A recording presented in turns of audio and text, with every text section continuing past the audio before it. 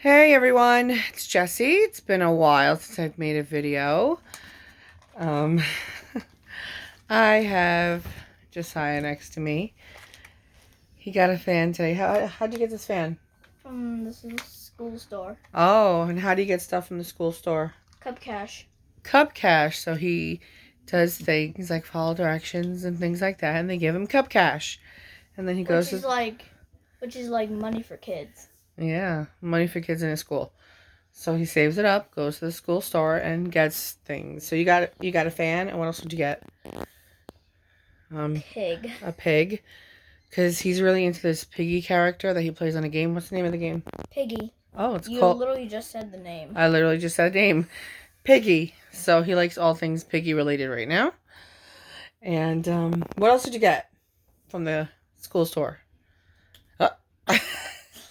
Okay. Sticky hand. So he got a sticky hand thing, which you clocked me with already. I keep touching. Yeah. So, okay. So today's video, I was actually on Facebook yesterday or the day before, whatever, and memory came up, and a memory of a video I had posted about 2 years ago. It was of this woman who has autism herself, and she was talking about Stims. For those who don't know, Stims is like the short term for self-stimulatory behaviors. Stims are used for people on the spectrum. They could vary from humming to singing to flapping their hands to repetitive behaviors to pacing.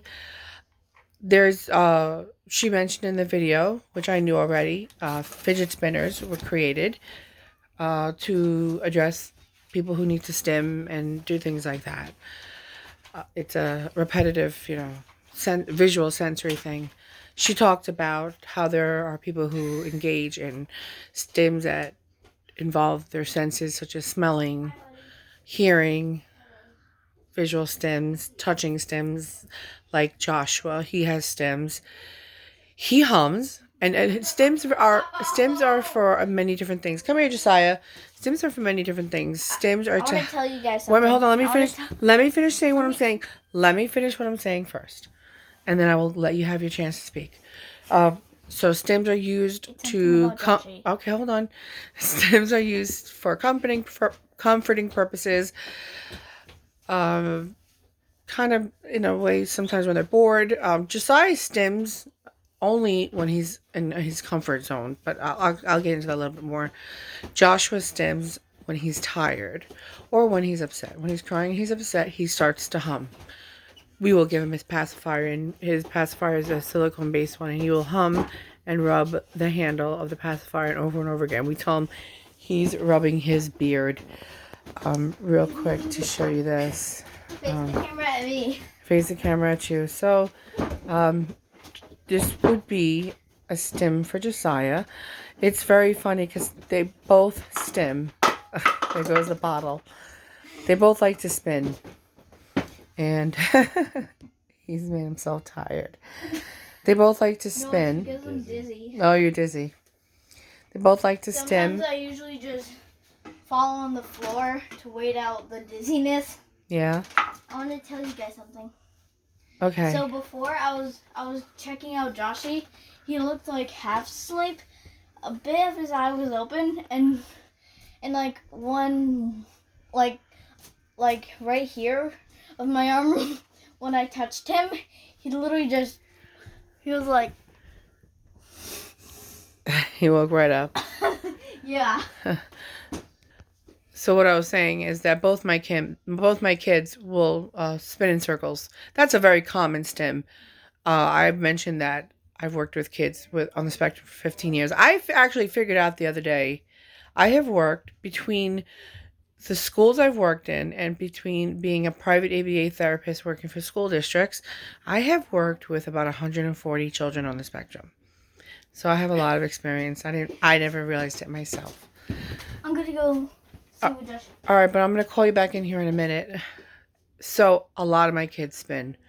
A lot of them spin. You know, it's the whole feeling of going in circles and then being dizzy, and they like to go fast sometimes. And both my kids spin, and I crack up when I see them both spinning next to each other in the living room. I'm like, okay, they're bonding. That's fine. So I wanted to talk about my kids and their stims. Decide, do you want to talk first, or should I talk about Joshy first? First. So you want me to talk about Joshua, and then after I'm done talking about him, you'll speak? Yes? Oh, wait. I want to. Wait, I speak? Yes. Well, you know that Joshua really can't speak for himself, so I have to speak on behalf of him. But you are an excellent in your communication skills. And I think I already told you, you explaining things on the side of someone who has autism is, especially a child, super awesome. So you want to go, or do you want me to talk about Josh first? I don't really want to talk. You don't want to talk right now? Okay, we'll give it a couple minutes. We'll see how you feel. So I'm going to talk about Joshua. Joshua's stims are a lot of different things. I already said he spins. He likes to spin. Joshua, Joshua's stims involve a lot of his sensory things also, like running and jumping off of things, jumping from high places to low places. It's a repetitive behavior over and over and over again. He will literally jump from couch to the floor, couch to the floor, couch to the floor over and over again. His hands shaking. He sometimes does puppeteering. It's called puppeteering when they do this. You know, this kind of stuff. He will shake his head like this, tense up his head and neck. Definitely doesn't like the pig. He doesn't like the pig. He'll shake his head and tense up his neck, and you could see him closing his eyes and like trying to I can't describe it. Like he's like trying to push his eyeballs up against his eyelid. The head shaking thing. Then that's one of the first things he did that we noticed, the head shaking thing. Pressure. He'll putting pressure up against us. His especially his face against our foreheads because it's hard, or rubbing his head against the wall, things like that. That's a stim.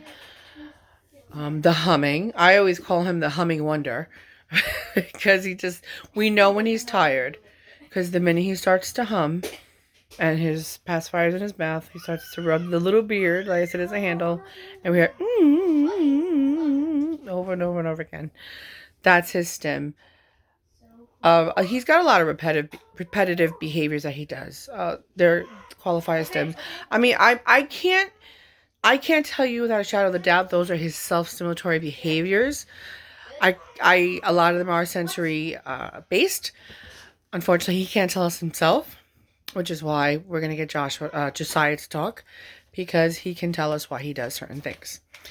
Before I get Josiah to talk, like I said, I've worked with a lot of students, and the children who I've worked with engage in self-stimulatory behaviors or stims at any point, whether they're in front of people, whether they're in a classroom, whether they're happy, mad, sad. They stim. Josiah, not many people have actually seen Josiah stim. When I tell people who are familiar with the term and the kids on the spectrum, and I say, oh, Josiah stims, they look at me so surprised, like, I've never seen him stim. I'm like, I know. Josiah will only stim under 2 occasions. Number 1, when he's extremely overwhelmed. And an example I can give you is one time we went to the city and we were walking around for his birthday, and he was so overwhelmed. It was too much. The smells. I mean, if you've been to New York City, you know it's a very overwhelming place for anybody.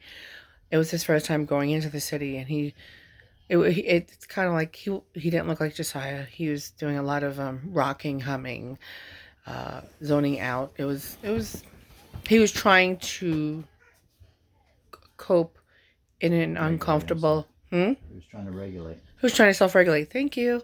He was trying to self-regulate, and he was engaging in self-stimulatory behavior to get him through that difficult time, which was upsetting because we wanted to take him. We took him to see Santa and the tree, and for his birthday. His birthday's in December, and it didn't go as well as we had hoped. I want to go back to New York City. You want to go back to New York City one day? Well, at least he still wants to go back. He's not. No. Okay. I may have to talk to him and put him on the camera. So he will engage in self-stimulatory behaviors when he's very, very, very overwhelmed. But he will also engage in self-stimulatory behaviors when he's in his environment, when he's calm, when he's not stressed. It's like how his way of relaxing. Sometimes some people will go in a tub, sit with a bubble bath to relax, or just light candles and listen to music. He will stim, whether it be repetitive words. Show the camera to me. Oh boy.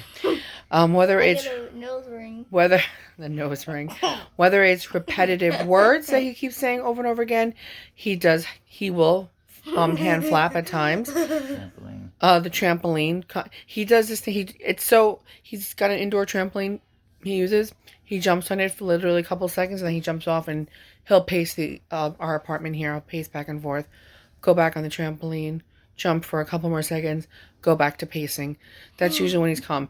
There is another time he will engage in a self-stimulatory behavior, and that usually involves pacing, is when he's worried or preoccupied about something. And I as his mother, knowing how he does it, knowing when he does these things, I know when he's upset about something. The last time I saw him pacing, I kept asking him what's wrong, and he didn't want to talk about it. Okay, what's wrong? Eventually, he told me he was scared of something. Something made him nervous. So each child is different. Each person is different, and so is he. Each person is different. So I am terrifying. Oh, you're terrifying. So can I ask you a question, terrifying? Can I ask you a question? If you want to talk to me like that, that's fine. What are some things you do that help calm you down? Can you tell me? Think about it. Jump on the Dad's taking a trampoline. picture. Jump on the trampoline. That calms him down. He likes it. What other things? What other things do you like to do? You look so terrifying. Okay, can you tell me some other things you do to help calm yourself down? Sit down and listen to stuff. What kind of stuff do you listen to? Some music. It's really cool. Josiah's gone into relaxation music. The other day he wanted me to listen to some music he likes to listen to. No, I don't like listening to it. Okay. Anyways, so he put his headphones on my head, and I was like, oh, this is the same kind of music I listen to when I'm in the massage salon. Come on, some other things you do to calm yourself down.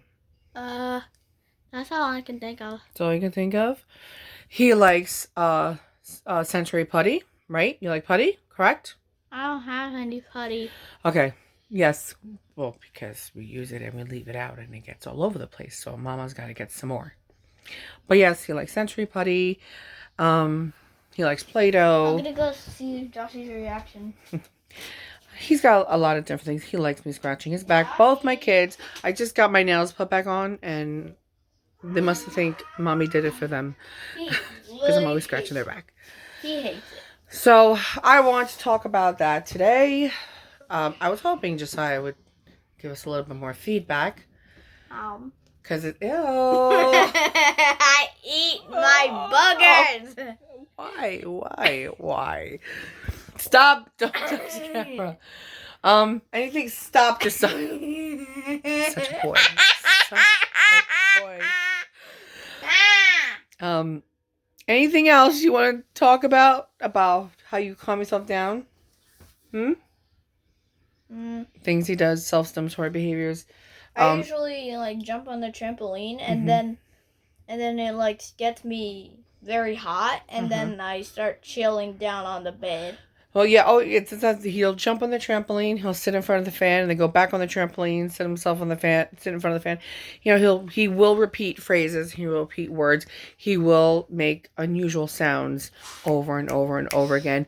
And some days we can bear it, and some days we're like, okay, not today. I don't like to discourage him from stimming. It's something he needs. Look. It's something he needs for himself. And this is his home, and he should feel comfortable enough to do it. When he's in public, obviously, he's got to control himself a bit more. Providing the stim is nothing. If it's a small stim, like patting the side of his legs or anything, then pat yourself. Don't touch my feet. Pat as much as you want. Don't touch my feet. But as far as any really loud vocal stems, Don't you know, touch so my okay. feet.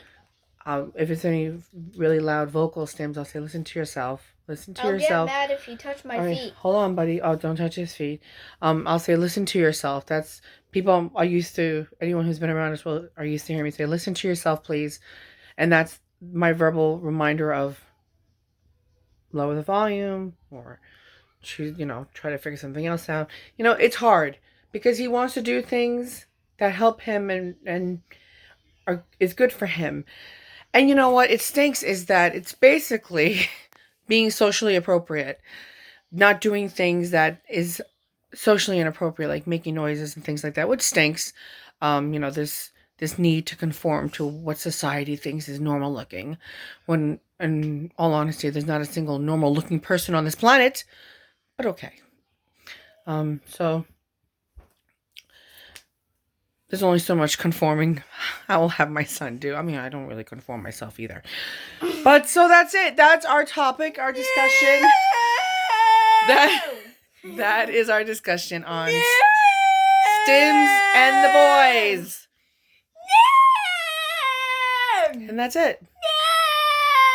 It's a new year, 2021. If I didn't say it yet, Happy New Year. 2020 fun. 2020 fun. 2020 fun. Yeah. Happy New Year from Autism Times 2. Can you say Happy New Year? That's it. Bye.